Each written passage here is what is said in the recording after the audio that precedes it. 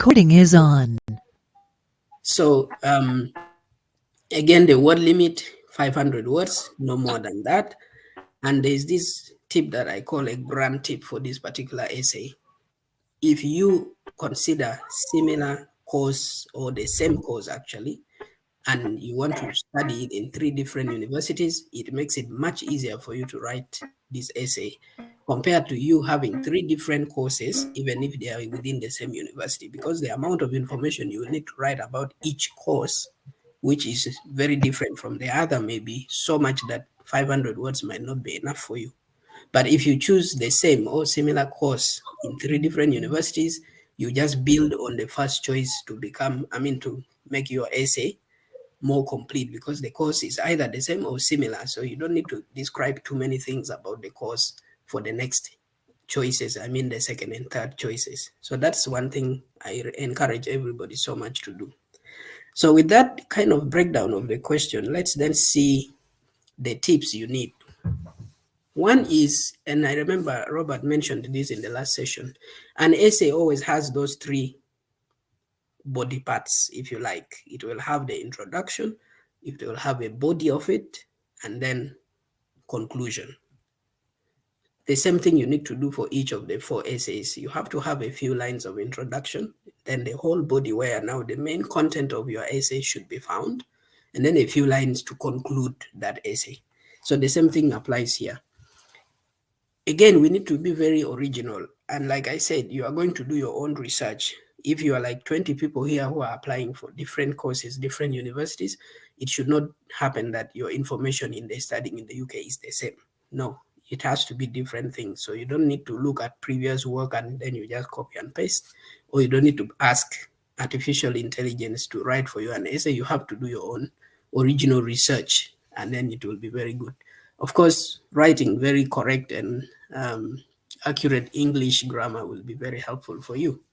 Now, these are, I would say, the most important things, because as we encourage you to research on the course and the university, what exactly are you researching about, and what exactly will you include or not include in your essay? So you will first, after your introduction to the essay, you begin by discussing your first choice. It is natural to start with the first choice, university or the course. And since I'm encouraging you to have the same or similar course in 3 different universities, I'll just say discuss the first university choice. Here you want to write a little deeper than in the next 2 sessions. In the next 2 choices that you will also describe. Some of the things you want to mention include, for that particular course you have chosen, who are standing out as senior professors, faculty members, and what have they contributed in the field that you're actually interested in that has motivated you probably to choose that course in that particular university. So mentioning a few, maybe 1 to 2 names of high profile professors and what they may have contributed in their field is very encouraged here. You also want to look at the course page from the university website. What are the course modules? Universities tend to have core modules, which are more or less compulsory, and then maybe a few other optional modules. You also want to say something about the modules. There are maybe 1 or 2 core, or maybe 1 or 2 optional modules that interest you, or that you feel will be very relevant for your career growth. So you need to also mention some of those things and say, oh, in this university, I think this particular course will, or rather this particular module will help me learn ABCD, either knowledge or skills, which will help me this way. And then, of course, groundbreaking publications or articles or research work that has come out of that university or a particular professor. These are things that may have changed science or practices in daily life across the world. So you might want to also look that up if it is there from maybe individual professors' profiles or the university course page as a whole. So look for such, information and write them in your essays. They show to the reader that, yeah, you have really researched, you have really found interesting things that make you choose either this course or this university. But always link them. All this information you are relating to your career, how that will catapult your career into a sharp growth. The ranking of the university is another interesting thing that your readers will be, happy to hear that maybe worldwide their university is ranked the first or third or fifth.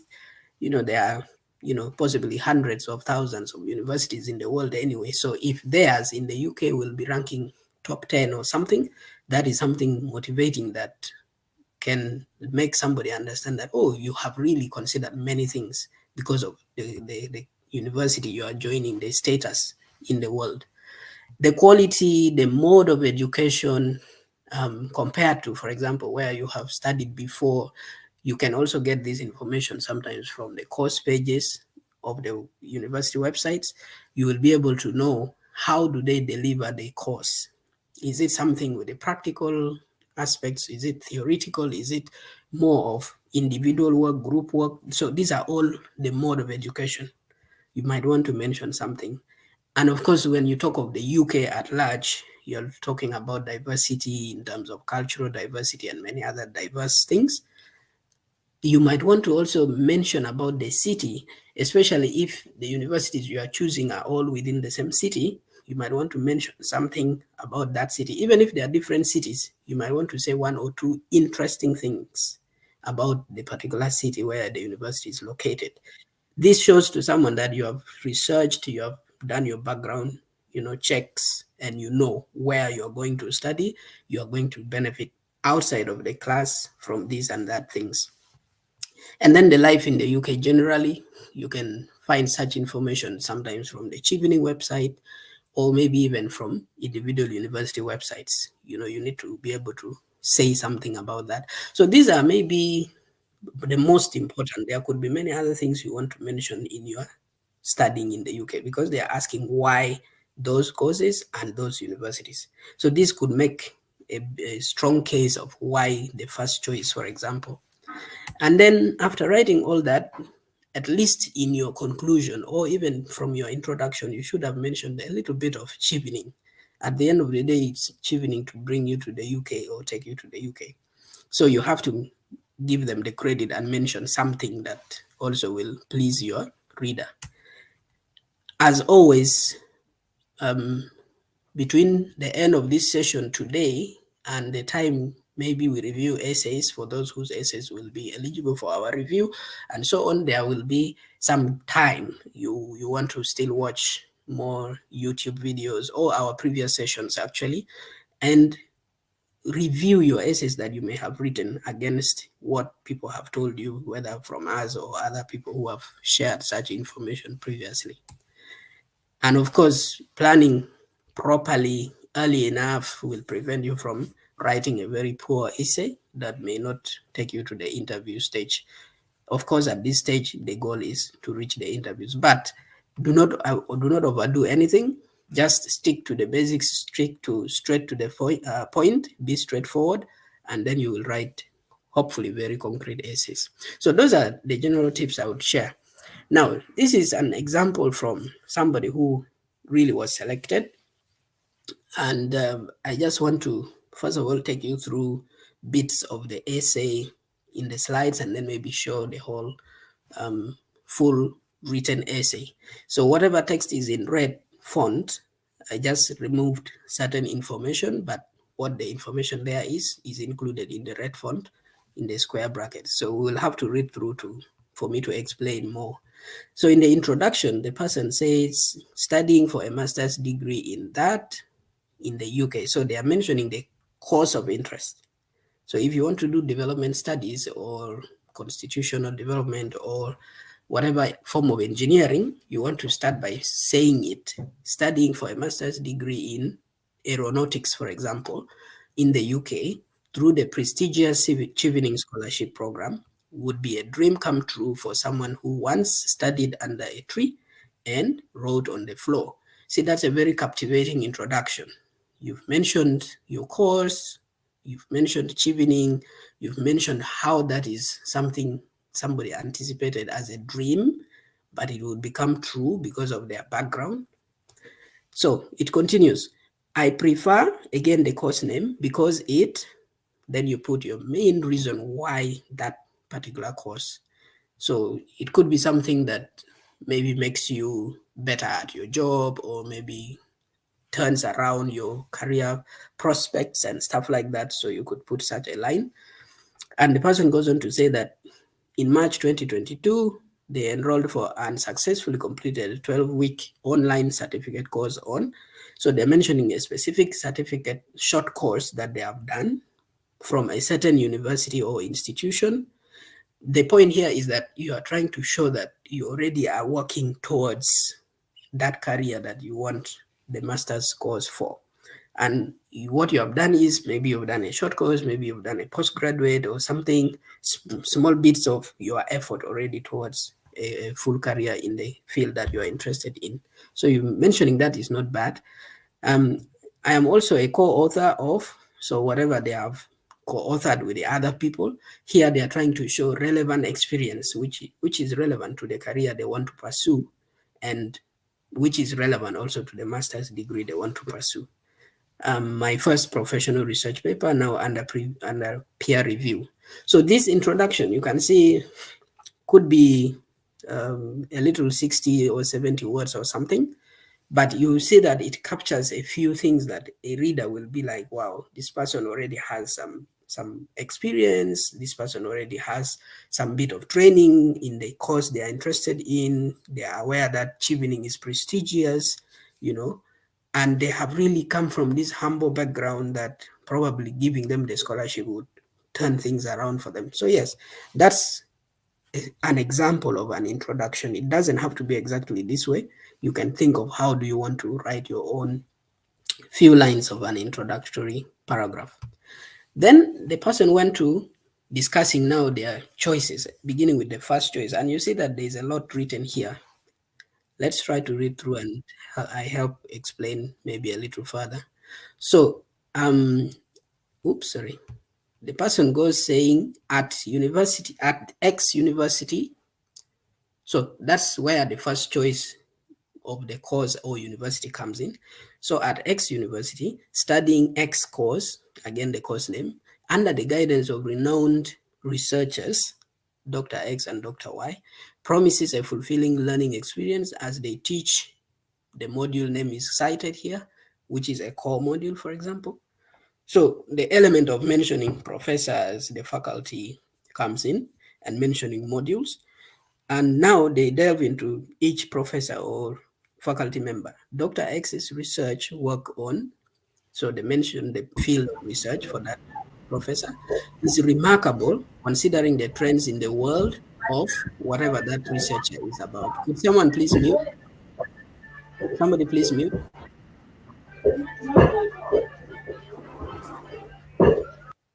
Thank you. So they are mentioning what the particular faculty member is interested in, the research they do, and how relevant that is to the world, affairs. On the other hand, Dr. Y's work in, again, mentioned the field, have a direct relationship with the health situation in X country, that's the applicant's country. And they go on to add that their country is grappling with the basic public health challenges, mostly due to low socioeconomic status or related to behavior and deep-rooted cultures. So you can see how they're relating what they might learn to the context of where they have come from, and then they go on to say the optional courses still on the modules, module X, will give me handy knowledge and skills for growing my whatever given career it is in the given country where many outbreaks and tropical diseases are found. So relating now the learning from specific modules, whether core or optional modules, to where they will probably now apply the knowledge. Okay. The various learning methods. Now, this is the mode of teaching, including tutorials, group work sessions, seminars, and practicals, will provide knowledge sharing and network building among students. So you see, you are appreciating the way the course will be delivered to you, and you are looking beyond just academic learning, but also the prospect of interacting with the colleagues from different backgrounds and therefore networking and all this. They go on to mention about the way the course is assessed. So assessment through articles and case study reviews, reports and paper reviews, and mini research project will build me into a refined whatever the professional they want to become, that will help save lives beyond the borders of the country they come from.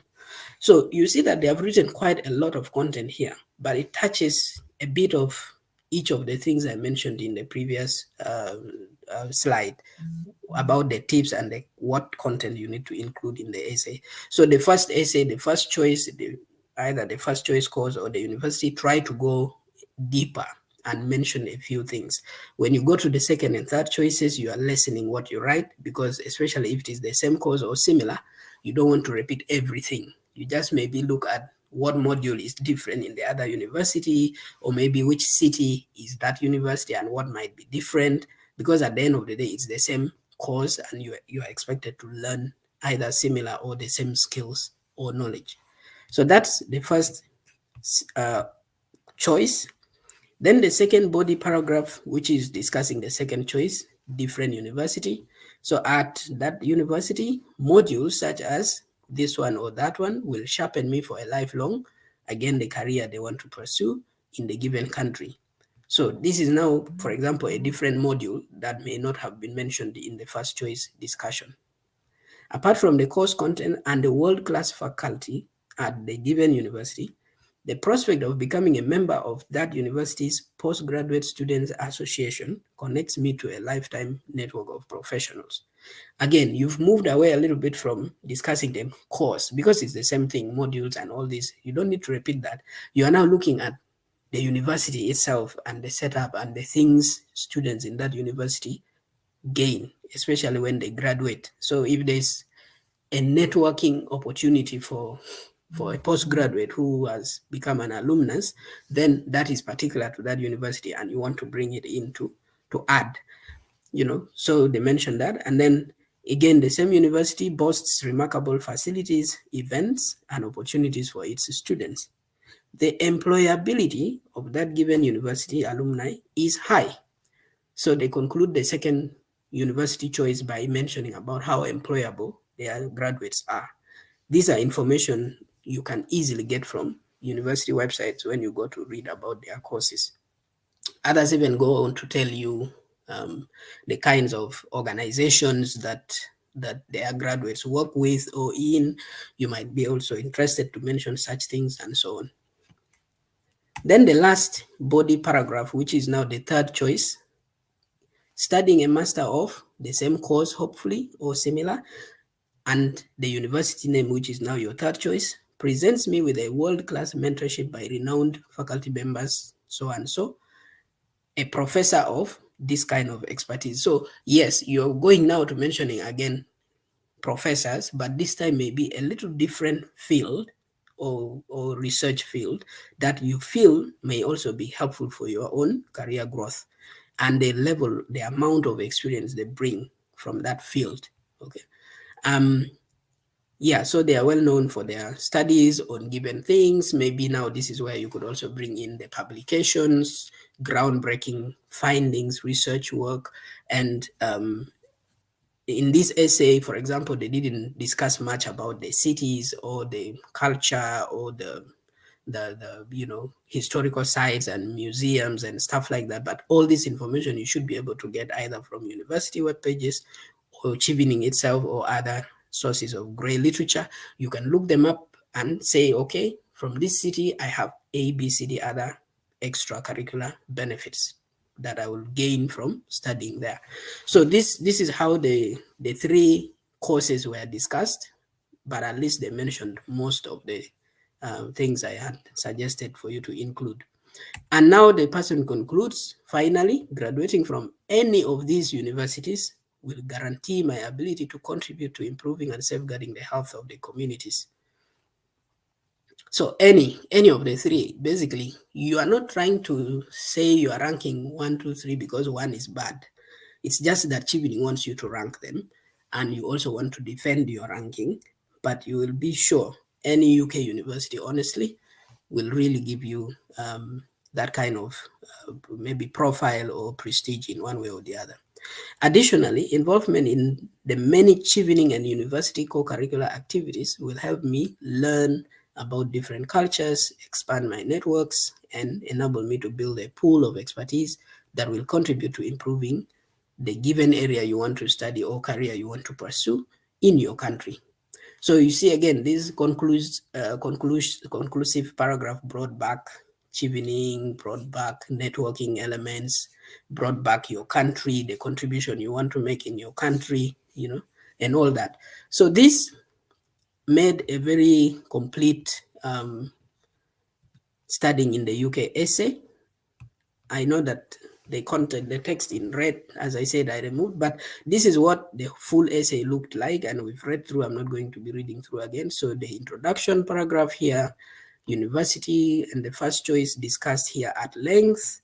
The second choice discussed a little less, and then the third choice much less, and then the conclusion. These are just the paragraphs you need. And this was about 450 words, excluding maybe university name, course name, and module name, and all that, these red font things. So if you now chuck in all these red font things, maybe names of courses, professors, and so on, you could go to maybe 490. Anything below 500 will be good. And you will be sure you've written a studying in the UK essay that is very, very strong, and somebody will read and be like, yeah, this person has done their research, this person has understood what studying in the UK means to them, and beyond their studying in the UK, what it really means. And then you will conclude there, and you continue to writing your career plan, which, as I said, should connect to and with your studying in the UK essay. I'd like to stop there. I don't know if any of my colleagues, Robert, James, or whoever is one of our mentors and joined a bit later, do you have any comments or additions before any questions from the audience?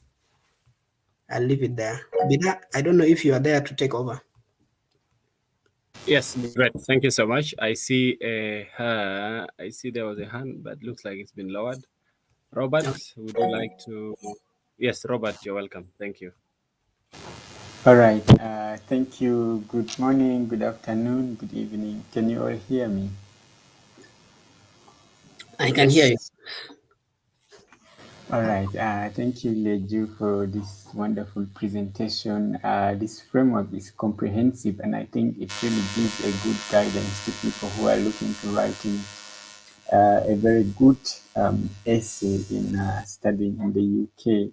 I do not really have much additions. I only want to, comment on something which I think we cannot overemphasize. And you did mention earlier something about use of AI to generate your essays. As you know, AI is a big thing. It started actually recently, and it is clearly mentioned in the Chevening website that if you use AI, then you're not going to pass.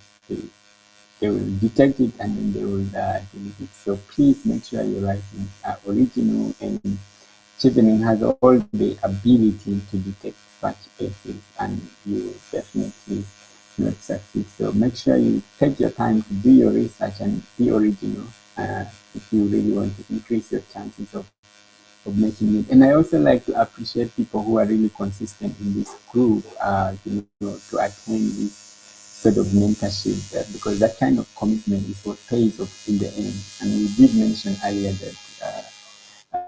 that we only review essays of people who attended these sessions. Also, kudos to those who made it. And I think my comment ends here. We look forward to James.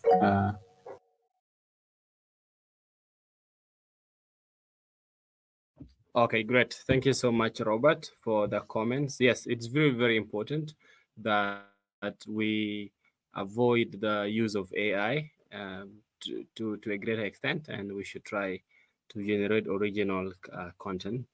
Duku Seme, you're welcome, please.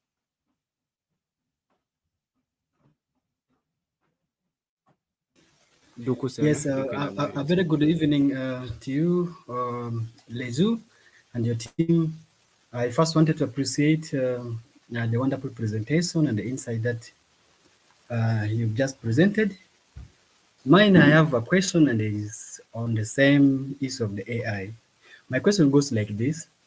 There's a use of AI where one says, maybe for example, that I wanted maybe this essay, for example, maybe studying in the UK, I wanted maybe AI to generate and AI generate for that essay.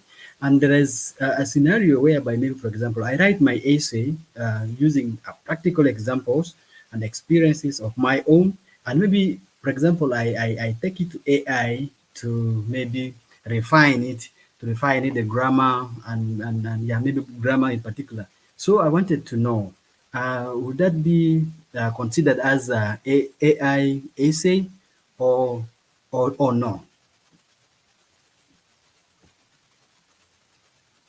Yeah, that's my question. Okay, great. Thank you so much, Seme. Your question will get answered. Any other questions? Uh,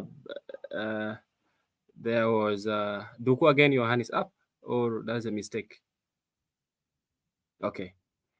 I see there's a question from Peter Harriet.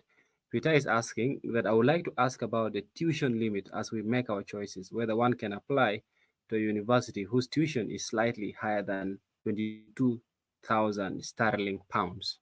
And then we have there was another question, but it was answered by Robert. Somebody was asking, I study international relations at bachelor's level and would like to study Masters of Science in International Development. Do these two courses match? If not, what are your advices? So these are the two remaining questions that I can find. Ladies and gentlemen, if you have any other question, kindly raise your hand and then ask, or you can drop your questions in the chat box if you are in a noisy environment. I see a hand from someone who has no name. You can proceed to ask your question, please. Thank you. Okay. Thank you so much, Obida, and the rest of the colleagues, Leju, and all the Chevening alumni. Yeah. So my question is in regards to the universities within London, and there are those that are also outside London. So, based on your experience, what advice would you give uh, to us who would like to select the universities based uh, on the two areas I mentioned, either the universities within London or outside London, which ones are far better, and also considering the cost of living, etc. Thank you.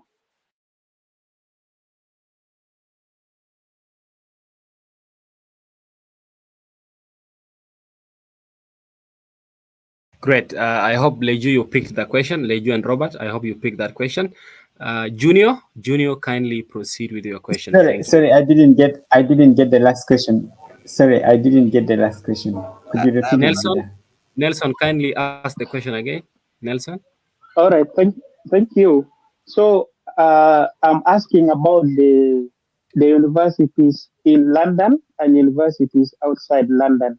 So as we're going to select, and based on your experience, which one would you advise as mostly, or maybe they are all the same in terms of the cost of living and also considering the support from the children? Thank you.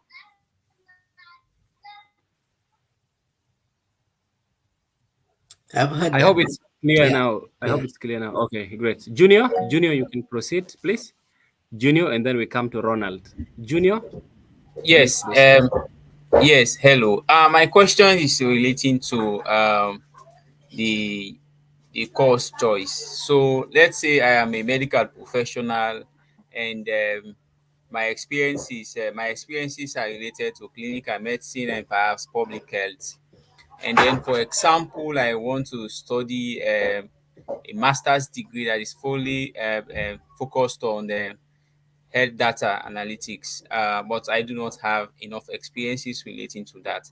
So I want to understand the background, whether if writing the essays should reflect on the experiences exactly with that specific degree, or because I am a medical professional and perhaps have a general background in health, it's sufficient for me to that's sufficient for me enough. Okay, Bida, I've heard that. Okay, great. Thank you so much. Ronald, please proceed with your question. Ronald, your hand is up. Please proceed with the question. And yeah, if you have another question, kindly raise your hand or you can drop your question in the chat box. Ronald, please proceed with your question. Ronald, thank you. Ronald, if you are speaking, your microphone is muted. We cannot hear you. Please unmute your microphone and then you can speak. Ronald. Yes, hello. Hello. Yes, we can hear you. We can hear you now. Please proceed. Yes. Thank you. Good morning and good evening, everyone. Yeah. So my question is simple. It doesn't differ from the one for Julius. It's just a question about work experience. Yeah, currently, I personally, I'll talk for myself. I have 2 years of work experience, but it's in the same field, but I would say different sector in that field. Because I did a bachelor's in electrical engineering, but I've been working in building services industry. Yes. But I would want to master into energy systems, most probably, or power systems. But now I don't know whether, if I'm writing my essays, I should emphasize and relate only the academics towards the masters or the work experience as well towards the masters, because for the work experience it may have not that a direct link towards the masters itself. So I don't know whether to take the other route or also try to put in something to do with work experience as it leads to energy systems, which is a little bit quite hard. That I can do it, I don't know. I just need some advice on that. Thank you. Bida, can we respond to those ones first? If there's any more, maybe we'll come to them later. Yes, please respond. Thank you. All right. So if I also miss one that was asked, maybe you can repeat it for us, or my colleagues can chip in. I'll start with the last one, which was asked by two people, Ronald and the other colleague. I hope you people see my shared screen again. Can somebody confirm? No, we cannot see. Yes, we do. I'm confused now. I'm sharing studying in the UK essay slide. Yes, I can see. we do. Okay, somebody was saying they We didn't. can see the screen. Leju. Right. So that Yes, last we can question see. We can see. Thank you. That last question asked by two people is exactly this bullet I talked about, and maybe they were not yet in the call.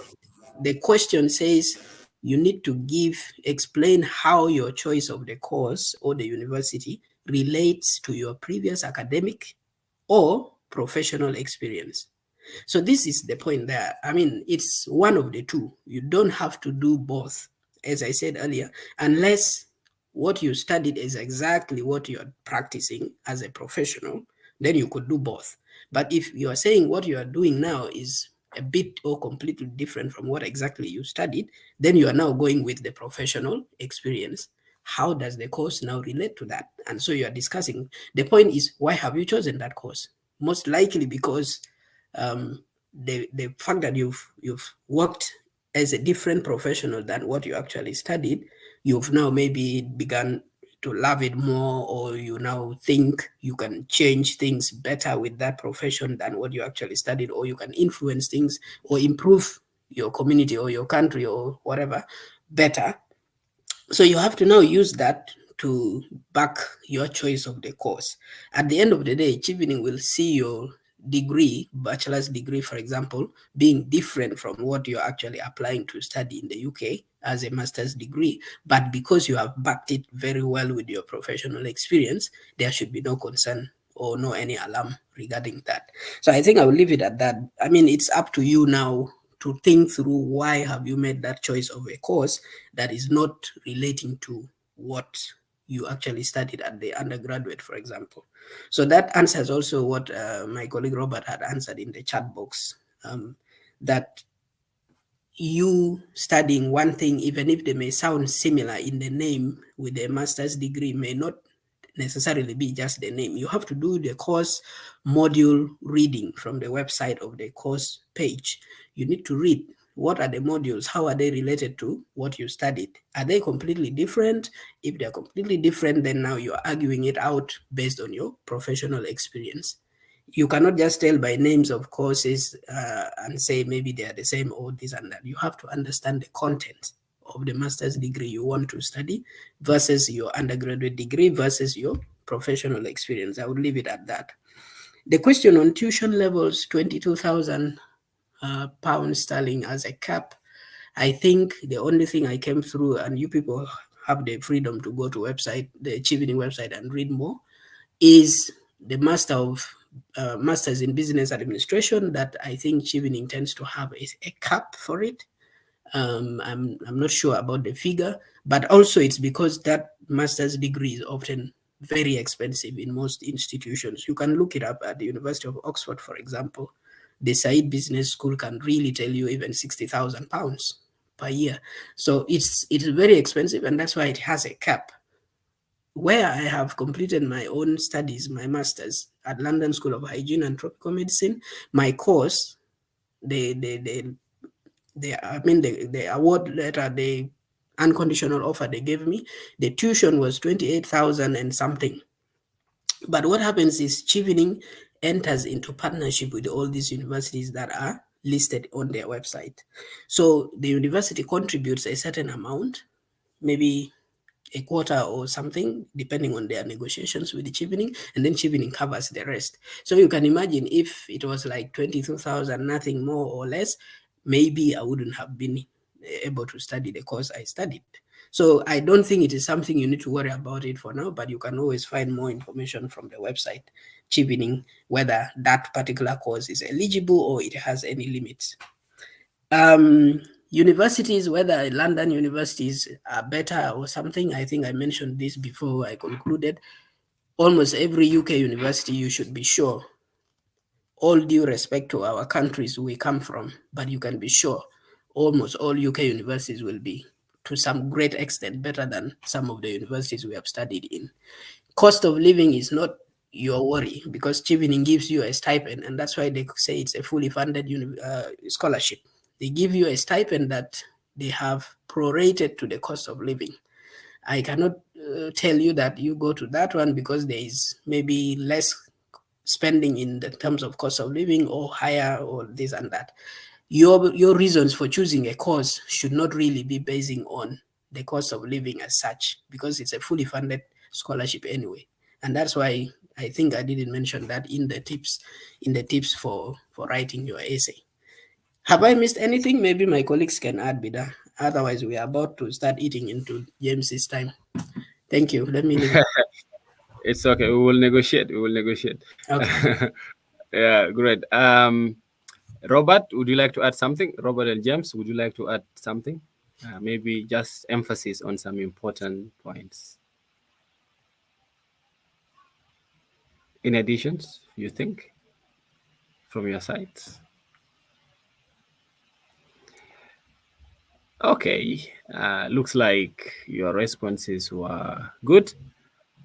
Looks like your responses were good. Oh, they say the question on AI was not answered. Oh yeah. Sorry, the AI question. So yeah, there is a range of AI applications. It might vary from the amount of the amount of knowledge or write-up they can generate for you. An AI application, for example, that just restructures your grammar or sentences or tenses and so on and so forth, as after you have really written it by yourself, possibly is not something that is bad. The point is that if you just tell AI and say, write for me a studying in the UK essay and include these 3 universities or these courses, AI will write for you, especially things like ChatGPT and others, will write for you what they think or what they believe or what they know. And if you just submit that kind of write-up, the Chevening people will likely, the readers will very, very likely spot it out as an AI thing. Writing an original essay from your own reasoning, understanding, and words, and so on, that you have done your own research and putting the sentences down and the words and so on, and then maybe being guided by a software to just correct a tense should not be an issue. The point we are saying is do not submit AI generated essays as your essays. They are not original, they can be spotted, and you might not progress to the next stage. I don't know if my colleagues have another response to that. Okay, and maybe just before Yes. Robert comes in. Yes, Robert, you can come in, please. Thank you. Oh, okay. Thank you, Leju, for responding to that. I think what you spoke is exactly the same thing I wanted to say on the question I think raised by Dada. So, in AI, there are a lot of AIs, like you mentioned. There are generative AIs that generate your idea, new ideas that actually you didn't spend any effort to think.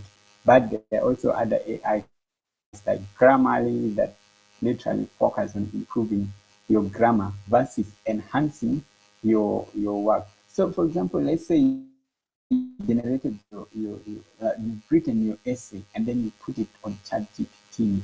ChatGPT can hallucinate and suggest things that you didn't actually want to.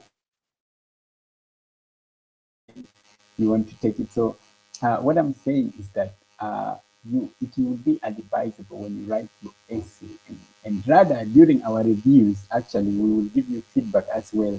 And also, Chevening doesn't really focus so much on your grammar. If you read my essay, you find there were a lot of grammatical errors that later on not grammatical errors, but I felt like my language wasn't really the best, but the ideas were there communicated clearly to these people. And so in our process of reviewing people's essays, we also look at that. But if you want to really improve your grammar, then you need to use AI like Grammarly rather than ChatGPT or those other ones that will somehow way and make it a little bit different. And those are the things that is spotted by the uses.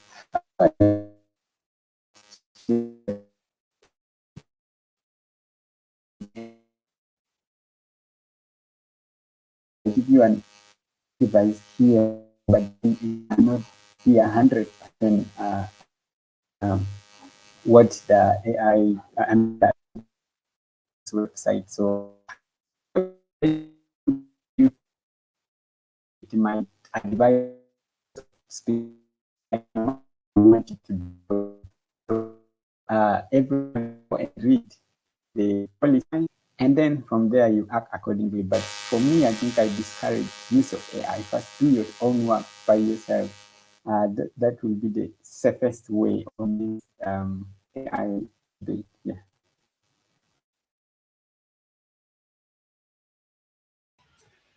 Yeah, sure. Thank you so much, So I stop here. Robert. Bida, can you proceed?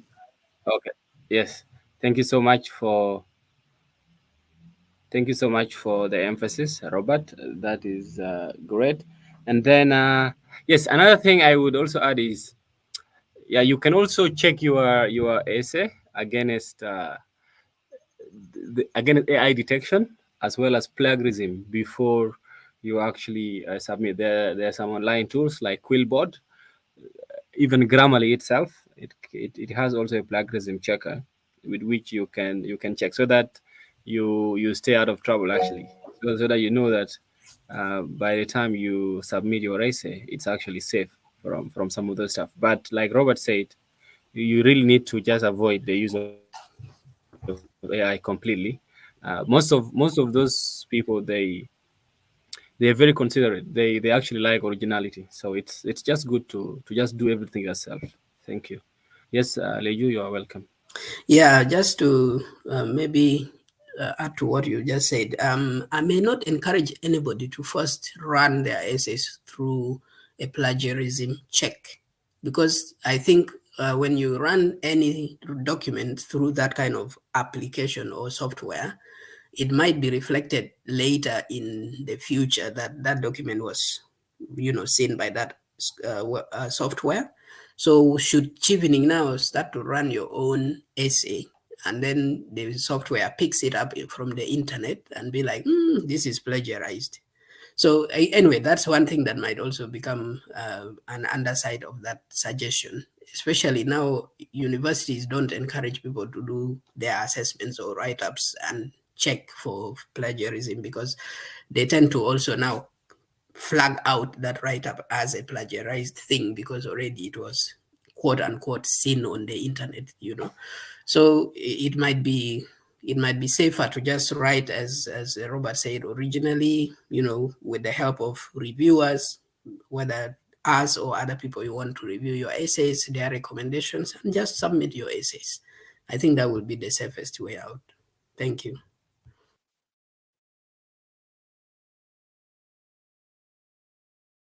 Yeah, great. Thank you so much. And somebody's asking, does Chevening have a tool that checks for AI? If they do, if you use AI, it will be flagged, except you have to edit it again.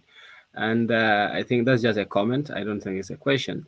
And someone is asking the presentation. Yes, the presentation will be shared. Now we can head over to the next presenter. Over to the next presenter, please. Thank you. James Work, please share your slides and proceed. Thank you, Beda.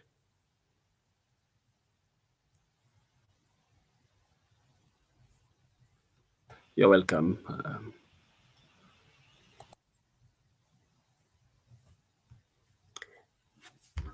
James Work, can you hear me? Are you ready? Unmute and speak up.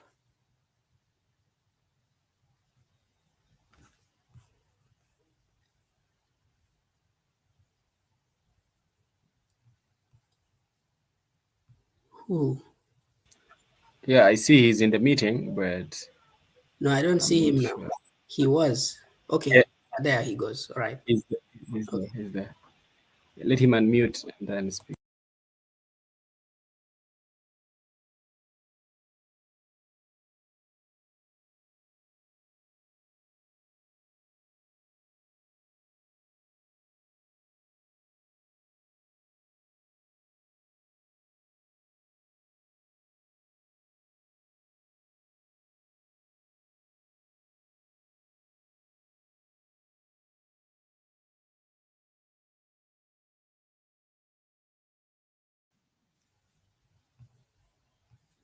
You need permission to do what? To share, James?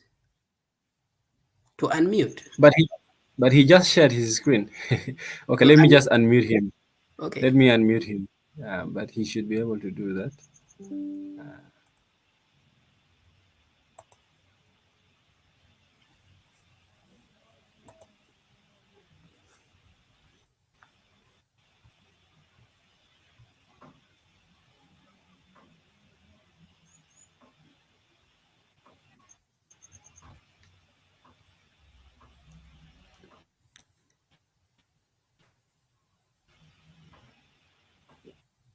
You already unmute?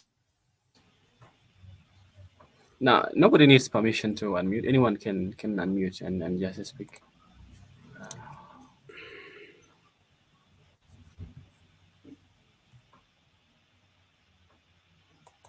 James.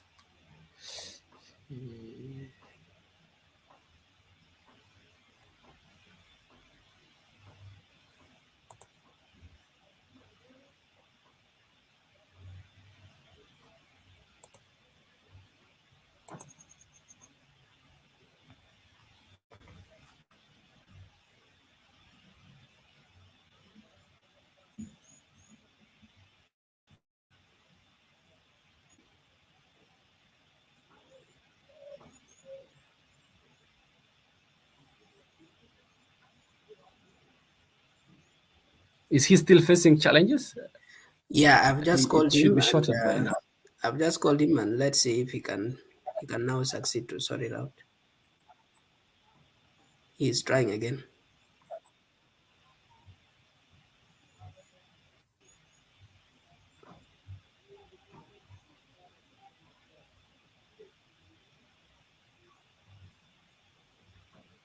Okay, James, now put it on slideshow and unmute yourself and try to speak.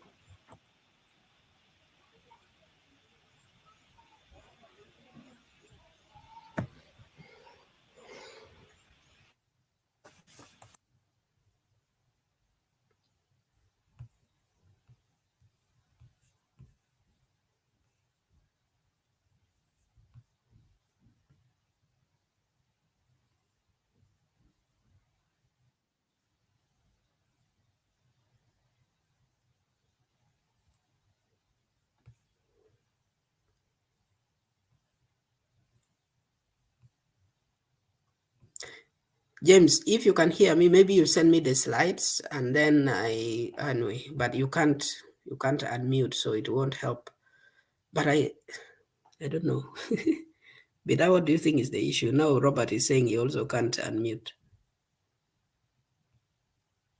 James, do you want to log out and log in again?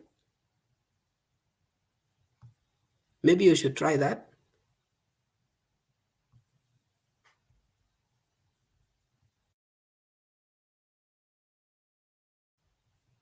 Robert, you're also not able to unmute.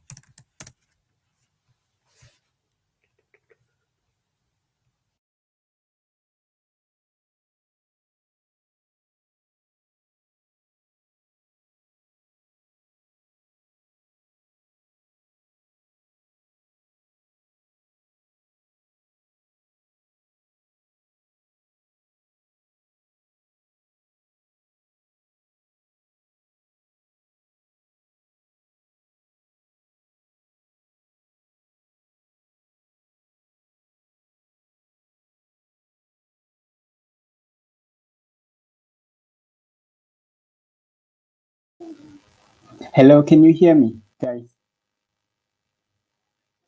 Yes, we can hear you. Now Yes. you can Yeah, okay. I had to leave the group and rejoin. I think some technical glitch. okay. Can James White now share his screen? Can you hear him now? No, I can't hear him. I don't even see him online yet. And I don't see his screen, but he did face the same issue I was facing. And I think he needs to leave the group and come back, leave the call and come back.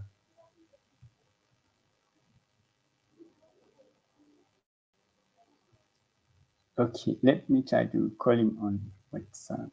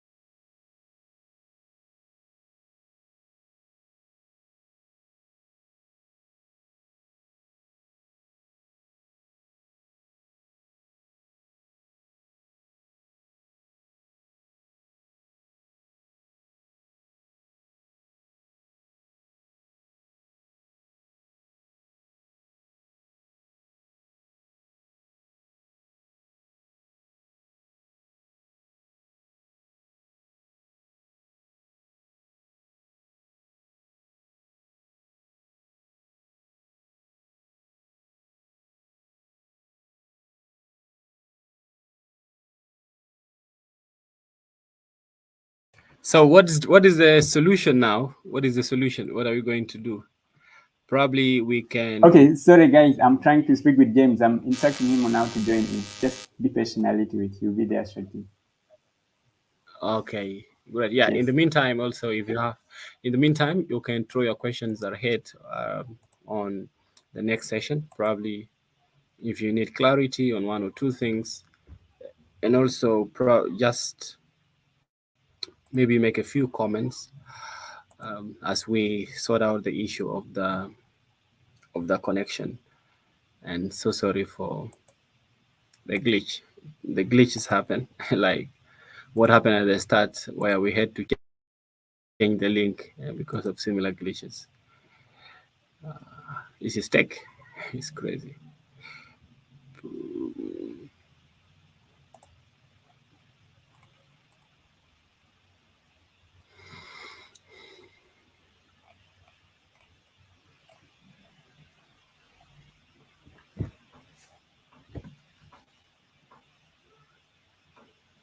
So we will use this time for you to register your attendance.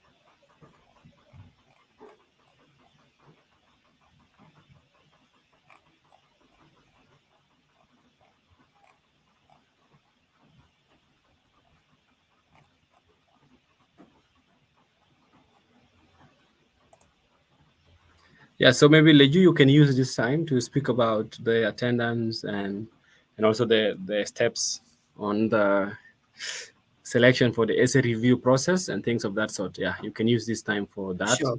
As Yeah. yes, Thank you, Beda, for let that. me try to feed the attendance. Thank you. Yeah, thank you for that. As James is sorting it out, I think if he's completely failing, maybe one of us will No, just. James is in. James is in now. Yeah, but the muting and unmuting bit. But if he's failing completely, maybe he can share the slides with you, Robert, and if you like, you can chip in and maybe present them. Otherwise, James, once you're ready and you think you can mute and unmute, let me know. Beda, you can see the slides. I mean, Yes, I can see. yeah. So Yes, I can these see. are just a few guidelines. We want to only review essays of people who have attended today's session and the last one on the 7th, because these are the sessions we've dedicated to discussing how to write the essays, and we believe somebody who has attended both should be able to put up very convincing and really essays that don't require a lot of work from us, because we will only review those essays once, we give you feedback, and that's it. So that's one thing. Second thing is that we will give you 2 weeks window to submit to us those essays between today at the end of the session until the 5th of October. But we expect you to use this period, maybe the next 1 week, for example, to review your essays again, basing on the tips and the guidance given last session, today's session, maybe last year's session, and everything else that we've been encouraging you to put in. Review them again, look at the word number, word count and all this, correct your tenses, grammar, and everything. Before you really share with us, you should be like, there's nothing more I can do with my essays. Then you will send to us. So by the 5th of October, which will be a Friday, 1700 hours, that will be Central African time, maybe 1800 hours East African time, we will close the reception of essays. Like, we will no longer receive any essays beyond that time. That's the deadline. Please take these guidelines very seriously, because we will really stick to them. And once we receive them by then, we will work on how to distribute. Currently, we have 4 volunteers who are willing to review essays, 3 of us here today and one other colleague who is not in the call. So we will distribute the essays that we will have received using a fair method so that one of us has a few essays to review. And we will take not more than 2 weeks to give you feedback.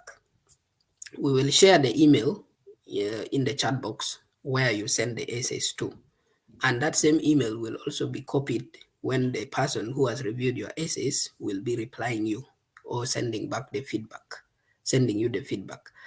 And these are just very few and simple guidelines that we wanted to put forward. And we really encourage you to stick to them because we are all trying our best to make ends meet in different ways. And even us who are sacrificing to mentor you or review your essays and so on, we have to do other things in our lives. So we want to dedicate just the 2 weeks we are saying we will review essays, and that's it.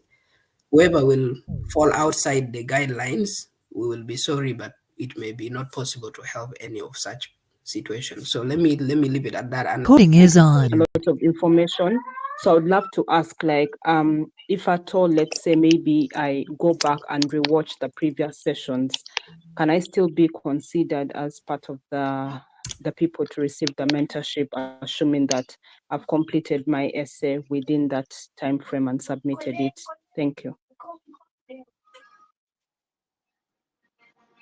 Okay, thank you, Nicole. Duku, Seme, again, you can ask your question. Yeah, thank you so much. My question is not really very far from the one asked by a colleague recently. On the 7th, I couldn't finish the whole session because I was really having internet problems. But this is not my first time applying for this. Last year, I missed the timeline given for us to submit. But of course, I tried. I think I fall somewhere. But this time, I know I'll put really something very convincing. And based on the YouTube, the previous session that you said, and this one, it taught me a lot and I learned a lot. So my question is, are we going to be knocked out or no? Yeah. Okay, great. Thank you. And then Junior, you can ask your Bida? question again. Yes, I Yes. think it's the same question. I also attended the first session. The second session, I was unable to attend, but I watched the YouTube video and I even made a comment there. And then today, I'm attending the second session for the essays. So it's the same question as asked by the previous speaker. Okay, thank you. Okay, Bida? Yes, please. Maybe we will pause with the questions after Robert has responded, but James has failed, I think, to unmute, and I will take through the slides he has prepared. So I'll let Robert respond, and then I kick in with the slides that James has prepared, and then we will hopefully maybe take a few more questions. But whoever is on the call, please register already. The link has been shared. Robert. Hello, yes. Can you all hear me? Yes. All right, so it's a good question. It's an interesting question that you people did ask. And first of all, I want to put it out there that the mentors that are supporting people in this whole program have got their own full-time schedule that they're doing. And this is the little time they get that they are able to support you. And ideally, you as learners are supposed to fit yourself into their schedule. So now asking to read to rewatch the videos and then being able to be included in the review essay is a tricky question, because then you need to demonstrate that truly you watch these videos, and we cannot test that unless if we have to administer sort of a checklist or James, a you have failed questionnaire to admit. to Yes. demonstrate that. Sorry, unless you can demonstrate that truly you watch these videos and you can, replicate whatever happened there in your essay. So, in this case, the people who are interested in watching the videos, or those who have watched the videos, we are going to accept your essays, but if we could not see elements that are discussed in the previous videos, then we will not be able to proceed to read That is the only way for us to accept to review your essay. So if you have not really watched the videos and you're interested, go and rewatch these videos and make sure you understand what has been emphasized in those. And if your essay will not be read, it means that you have not complied fully with what we have mentioned there. So go ahead and submit your essay, but please take note, because we have really a criteria on the quality of essays that you're going to submit. And if it doesn't meet that quality, we will not review it.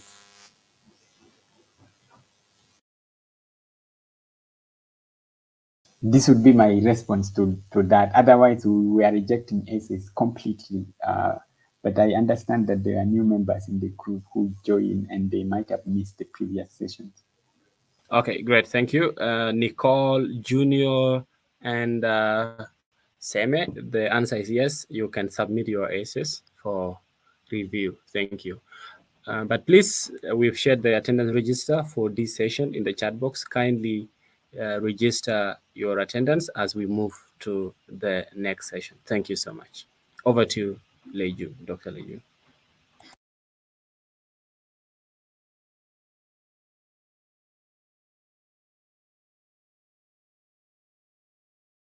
Leju, over to you. In case you're speaking, you are muted. Kindly unmute and then you can proceed to speak.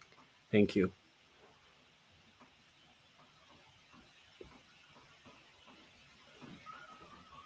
Bida, can you hear me? Yes, we can hear you now. Thank you. Okay, thank you. What about James? Can you hear James? Yes, we can hear James also.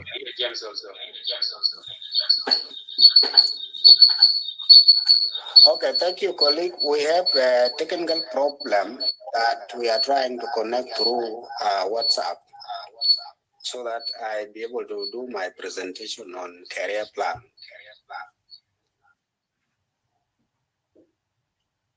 Are you okay? You are getting me?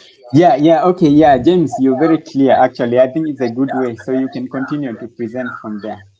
I think everyone can hear him. Thank you. To the viewers and participants online, my name is James Webb. I am currently in UK doing my master's international development in the University of Bristol, England, under the same scholarship that we are trying to support you through writing essays. So today, my colleague, doctor, gave me a There topic. is a bit of echo. Can you move from away from other devices, James? I'm hearing a lot of echo. There's a lot of echo.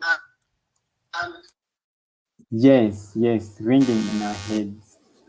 I don't know how you can he move away from some other devices. The screen has left. So, James, what you do, just mute your computer and maybe use your WhatsApp phone, your phone to communicate. Okay. Yeah, because the computer is the one making the background noise. I think you are kind of logged in. Let me log out from here and then use. No, don't log out. Don't log out. Just mute it. Mute the computer. Reduce the volume to 0 on the computer, and you speak through WhatsApp on phone. Can you? It is not mutable, so like I cannot mute or I mute myself in this. It is actually locked. Actually, we can hear you now well. The echo is gone. Okay. But you have to present now the screen. Oh, I use mine here.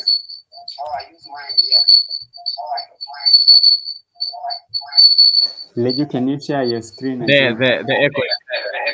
The echo is back, James. The echo is back. Can you move away from your device, from the computer?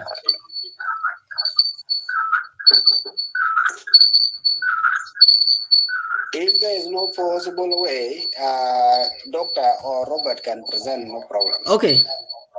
Just it's okay, James. You can put off the WhatsApp call. I think I'll just sorry everyone for these really technical issues here. I had wanted James to present. It's his work, but let me just take you through what he has written, and then maybe Robert and I can make additions or comments. So this is the question on the career plan. Can you see this shared screen? Somebody confirm? Yes, yes, we can see. Okay. Yes. Thank you. So Chevening is looking for individuals who have a clear post-study career plan. Please outline your immediate plans upon returning home and your longer-term career goals. You may wish to consider how these relate to what the UK government is doing in your country. And again, the number of words is the same, maximum 500. You need to first think through the question, understand it. Clear post-study career plan. What do you think makes a clear post-study career plan for you? Outline your immediate plans and then the long-term career goals. Of course, you might be already knowing that goals or plans are better laid in the sequence of immediate, midterm, and then long-term. So you want to begin with the immediate and then go to mid and then the long-term. And of course, consider how they relate to what the UK government is doing. You may wish to. So you need to look at your country where you're applying from and ask yourself, what is the UK government doing in my country? If there's a UK maybe embassy or high commission or something, you want to maybe search either on their website or any other grey literature sources and understand what does the UK government do in your country, and maybe link your career plans to what they do. That is if they make sense or if they apply. It doesn't have to be always that. Because, for example, if what UK government is doing in your country is to do with agriculture, and maybe you are studying, for example, something to do with the law, it may not directly be linking. So you may not need to do that. But where you feel some of the activities of the UK government in your country align with the career you want to pursue after studying in the UK, then you can link them up. So those are the key points there. Your study career plan must be clear. Rank them to immediate, midterm, long-term. Where possible, link them up to the UK government activities in your country. I also want to add here that usually mentioning things to do with, actually this is the slide I'm talking about, things to do with the sustainable development goals, trying to fit into one or two or however many of those goals is something very, very important that makes your career plan essay very strong, because you are really looking at contributing to what the world wants to achieve, the SDGs by 2030. So here the tips as put down by James: provide real thought to how you intend to make the most of the opportunity, share detailed examples of your short, mid, and long-term career goals, link your career goals with the studying in the UK. I already said this earlier. Like even the question for studying in the UK says, how does your future plan link with the studying in the UK? So now it's here that you're talking about your future career plan. How will that link to the course you've studied, the skills, the knowledge you said you will gain from the UK? Very important to make sure there is a continuity in terms of content. Include some information about the SDGs, make ambitious but realistic goals, clearly defined, and then sound lasting positive contribution to your country. Again, all the goals have to be SMART. And I remember showing a slide like earlier today about that. SMART is the acronym for specific, measurable, achievable, relevant, and time bound.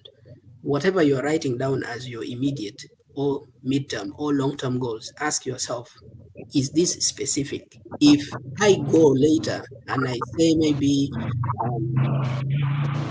if I go later, like if you say your immediate term is the first 2 years after you've graduated from the UK, and then I go after those 2 years and I ask you, have you achieved your immediate goals? And you'll be like, yes, I've achieved them. And then I ask, what are they? Then you will be telling me things that I cannot pinpoint. Leju, Then just know that goal Leju. is specific. Yes? Sorry, the slide's not moving. Yeah, we are still. I'm seeing the question. Really? Sorry. Okay, I'll share again. Sorry about that.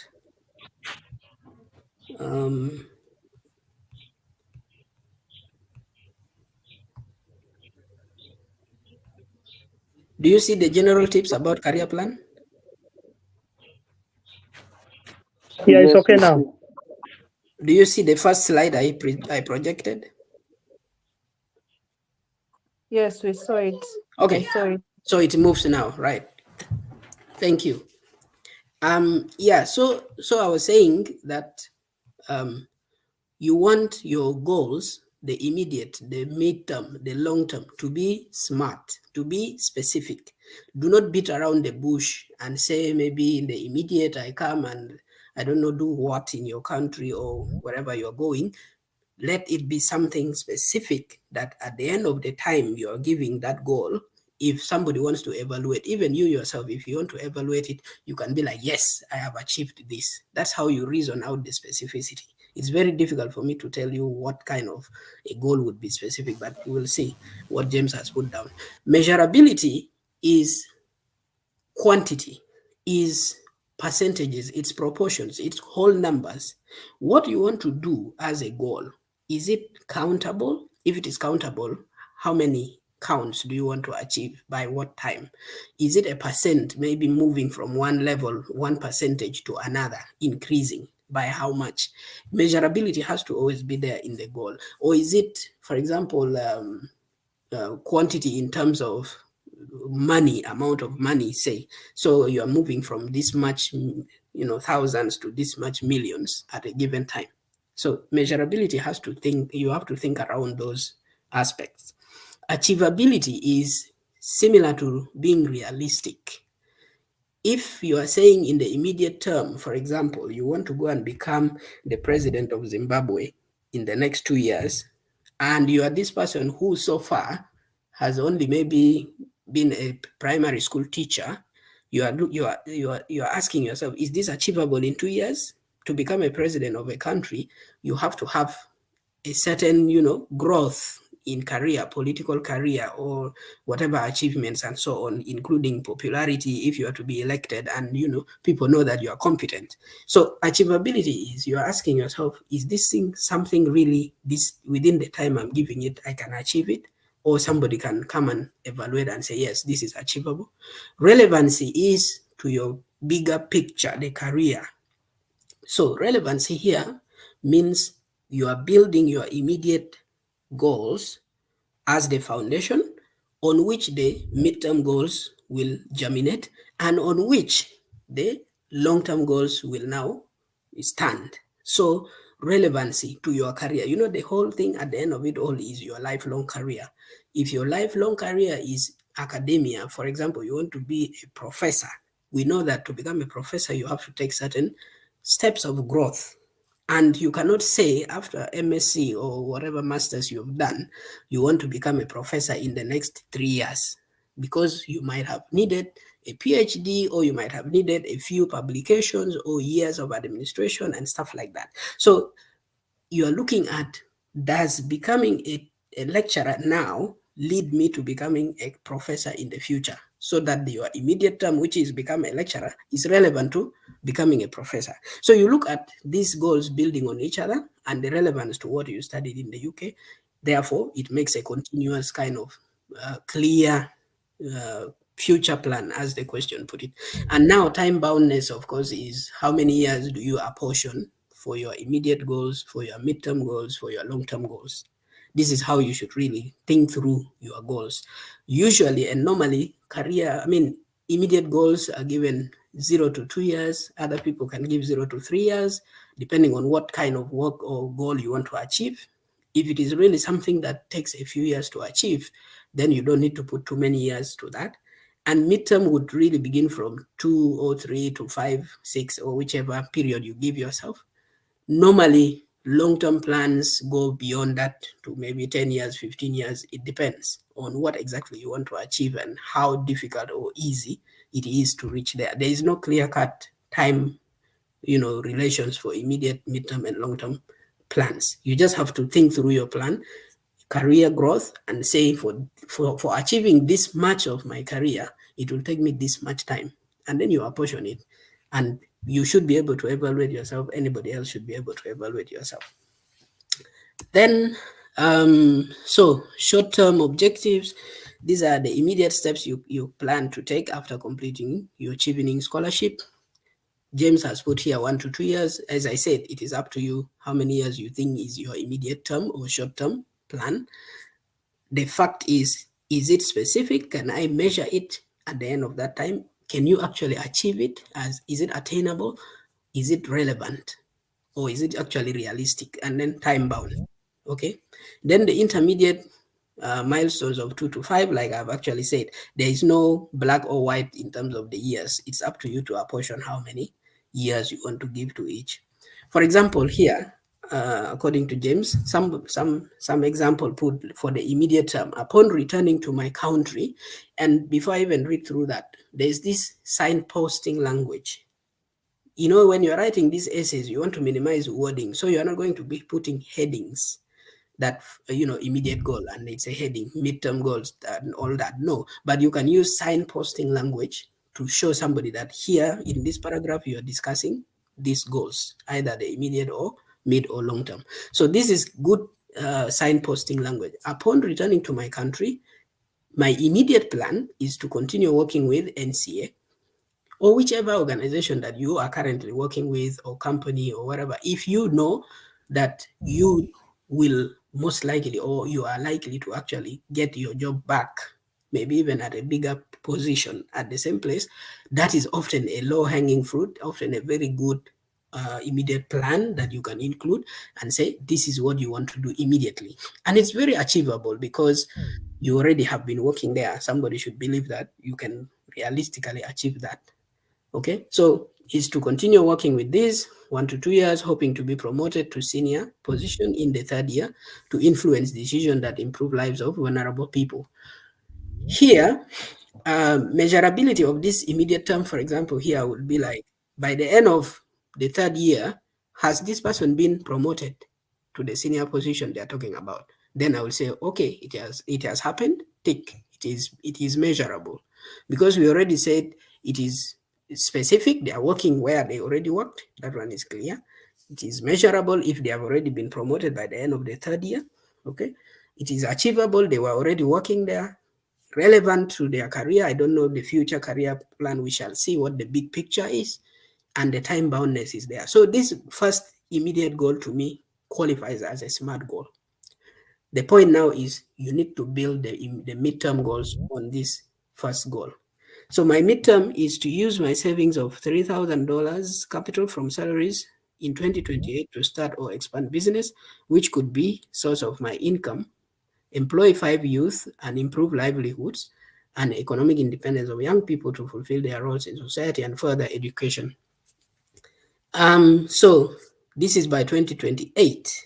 If we are talking of 2024, maybe that's a 4-year plan, which qualifies to the midterm, okay? So they are going to save money, right, from their salaries and start or expand business. I would have suggested that somebody be more specific. If they already have an existing business, they should just say to expand their existing business. That makes it more specific than start or expand.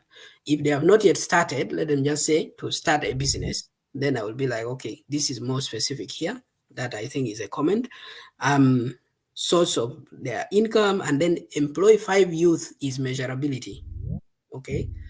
By the end of that time, 2028, they have saved money, and then they will go into business maybe the same year and then employ 5 youth.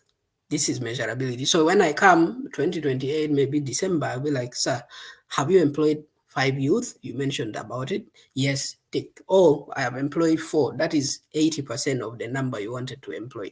Maybe it is success to you, but at least I have measured your goal, right? My long-term plan is to utilize contacts, network, and experience to establish a consultancy firm in 10 years to provide evidence-based data and information for programming and informed decision to government and NGOs. Specificity here is top-notch, consultancy firm, nothing else. They are establishing consultancy firm. Measurability is just that a consultancy firm has been established, yes or no. It's measurable. 10 years time, do you have the firm? Yes. And that's what you specified you wanted to do, right? Okay. Is it achievable? Hopefully, They already are there making some savings. Maybe they are into business. Maybe they are profiting and they are opening a consultancy firm. Maybe they have also gained experience over the time. Maybe looks like achievable, right? To provide evidence to programming and all these decision to government and NGOs. So they have a target that also is to some extent specific, and you could also measure. You can ask how many NGOs have they provided, informed decisions to based on their data and all that, or lobby to secure government employment or job in senior position to serve people and contribute to development of their country and through service provisions. So this one looks like the long-term plan is two-way, either going the consultancy firm direction, serving government and NGOs, with the data and information, or they will rather not go private. They want to go to government, secure employment, senior position, and then contribute to that. So this is kind of examples of plans as written by James. What I want you applicants to take from this example is you think through, we've read through with you, how do you think it has built on each other from the immediate to mid to long term? For your own essay that you're going to write, if you are thinking through, you reflect, is my immediate term or goals building to the midterm to the long term? And again, don't forget the smart. Everything has to be smart, smart, smart. That way you would have written very clear future plan. And again, I will not really know how much and how many times to repeat this. They should link with your studying in the UK essay. Conclusion, make sure your career come natural and consistent with your career goals and inspiration. The following content is not, well, yes, the same disclaimer. So that's, James, what you put together for this session regarding career plan. I don't know if Robert or anyone has comments to make regarding that.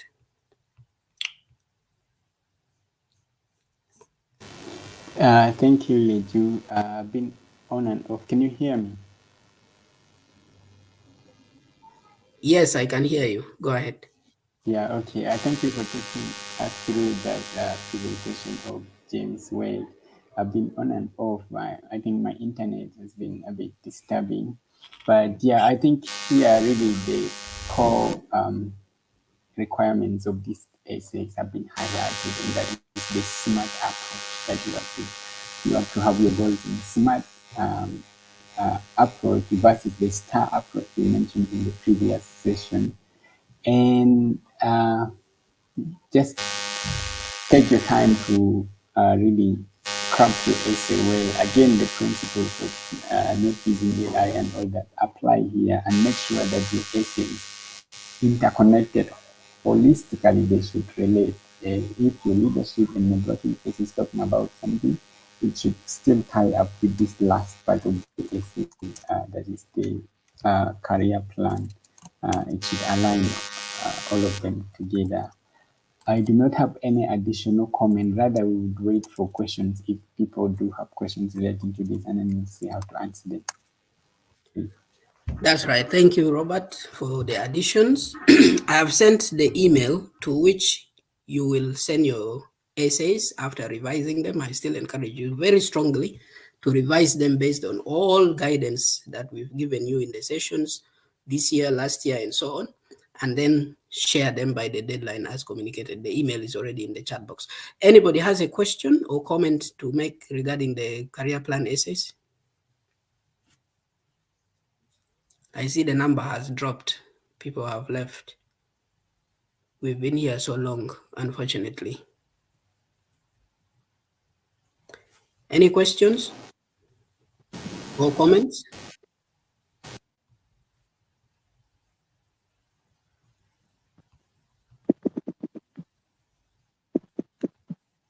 Okay, if there are no questions or comments, maybe I just like to add something briefly regarding amending our essay review criteria, where some people did raise concern about having missed the previous session.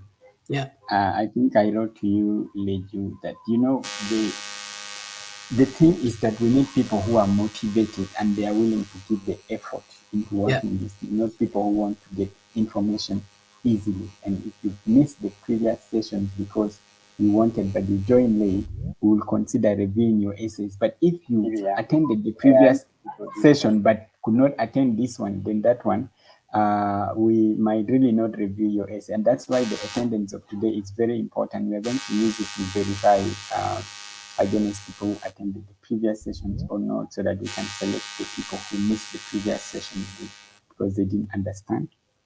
From those who missed this session but were in the previous session, because we really want people who are committed and understand these sessions. Rather than number, we rather take really a few quality people who are interested, rather than people who are joining this session for the sake of numbers and expecting to have things to fall, to them freely on a silver plate. So that's what I wanted to overemphasize. Thank you so much, Robert, for that very strong encouragement. And I won't add much. Okay. Fellow, is that called fellow Gista? Jitsta. Go ahead, unmute and say what you want to say. Yes, it's Gino again. The slide was not moving, so I left and then I was following through the YouTube live. So I think others may have done the same. It's not like we left the Oh, okay. All right. Sorry. session. But later I corrected the movement of the slide, so it's fine. Yeah, so we are at the stage where if you have any question or comment, you make it. Otherwise, if there's nothing more, we will stop it here. We've shot really past our time by almost 20 minutes. I just want to reiterate what Okay. Robert said. Sorry? Yes, yes. I'm Nelson. If you could really allow me some 2 minutes to make some comments. Yeah, quickly. Yes, thank you so much for all these insightful engagement throughout. So my comment is just on the the condition to revising these Chevening essays. So, like for me, I attended all these three sessions. However, the second one I could not actually register, and today, even after you sharing the attendance, still I faced some difficulties because I need to sign into my Gmail, of which there's technical issue to do with that because I'm currently attending at home. So maybe something that I need to do maybe when I come to the office. So I find myself, if you are to follow these criteria that you use, then it's highly likely that my essays may not be reviewed. Uh, so if you can really give consideration, like maybe because someone who attended all the sessions, at least even the nature, the essays that will really go to you will be really something good that even you will even be happy Sorry, thank you. You said your name is who? with. So I would be requesting that Lokiri Nelson. Yeah, Nelson, thank you. We've got the point. Luckily, Nelson, we will look out for Okay. that email from you as a way to just be flexible, like we've accepted to be flexible. I have sent the email in the chat box, and I've advised all of you who are interested to share your essays to note it down, because we will not receive essays to our private emails. Please send the essays to that email, cheveningmentorship@gmail.com. That's where we will receive all the Thank you so essays. much. But your feedback may go privately from the person who reviews your essays, copying that same email. So I think we'll leave it at that. I don't know, Bida, are you still in the call? I really think we should call off the session now, unless there's Yes, anything. Thank yes, you. I'm